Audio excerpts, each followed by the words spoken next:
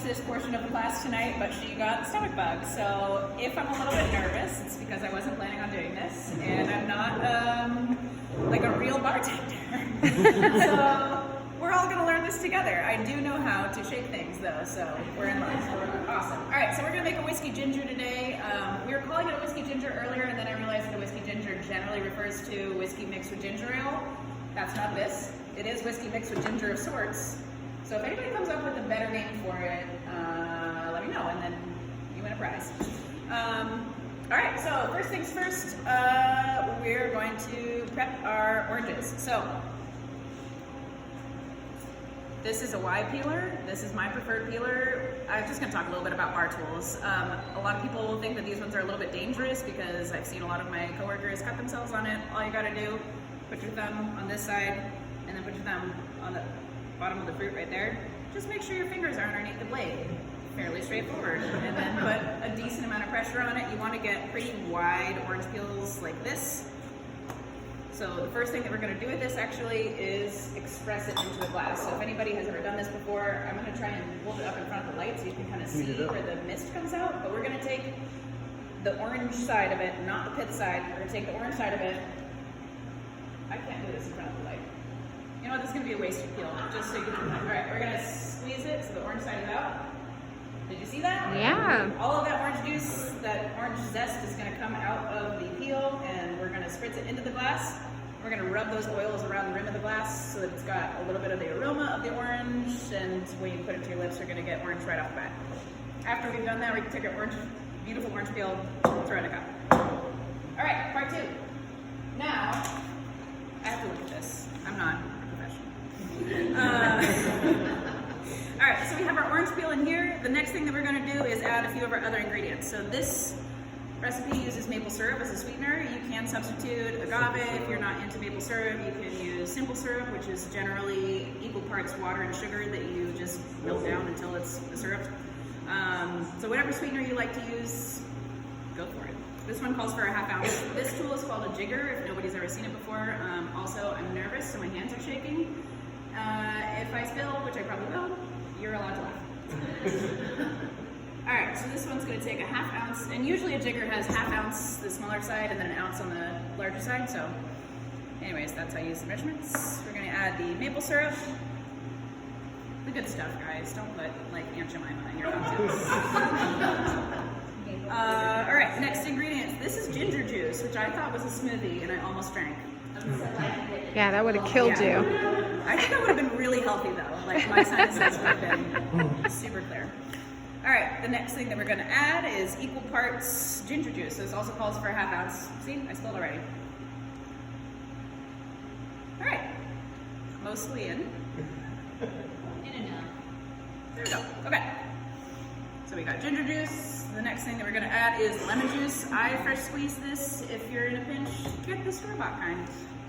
Fresh squeezed juice in general is gonna be better, but again, this is your cocktail. You do what you like. We're not here to judge. So the ginger juice came from Whole Foods. They will fresh press ginger for you. You can try it at home. It is not easy to get juice out of ginger. So I say leave it to the professionals and let them give you the ginger juice. I would also recommend that.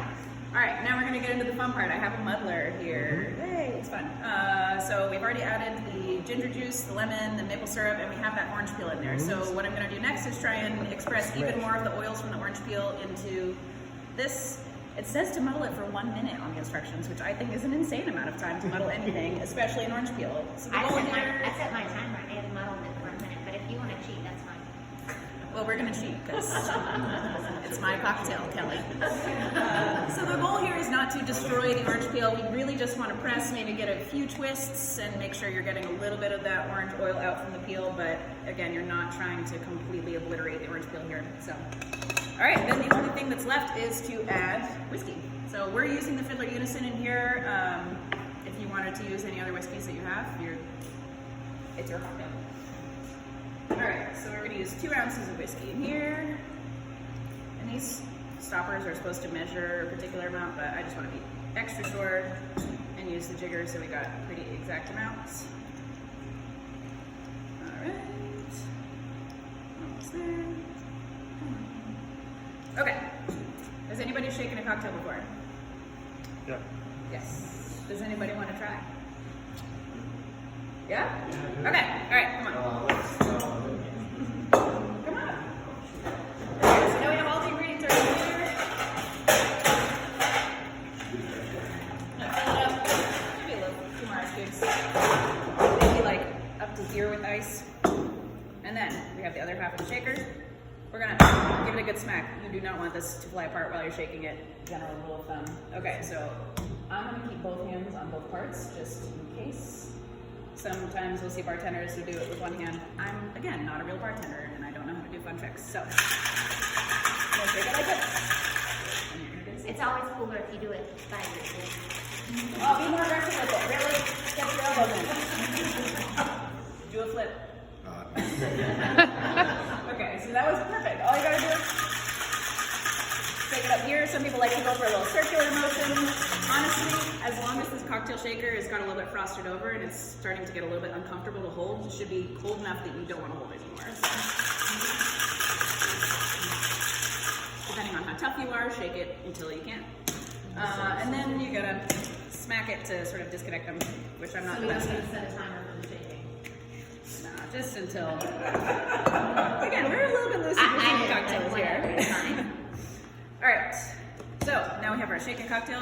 This is a strainer. This is actually called a Hawthorne strainer. It's a particular type of strainer that you want to put on top of here. And then, oops, I need ice in the glass. All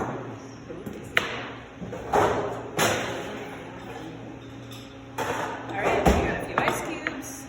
Put the Hawthorne strainer on there. All right. Ta-da! And there you have it, a cocktail. And we're actually going to do another orange peel, which I think is a little bit excessive, but it's pretty. So But it was in the picture, so it was in the picture. So again, we're going to express the orange peel directly on top of the cocktail. Get a little bit of juice in there, rub it around again, drop it in on the side. If you want to be extra fancy, you can get one of those tools that makes like little teeny tiny spiral cut things, and you could put a sprig of mint in there. You could also put berries. Do whatever you like. Anyways, this is what we have today. We're calling it a whiskey ginger unless somebody came up with something better. Real whiskey ginger. Real whiskey ginger. That's what this is. All right. All right. So that is.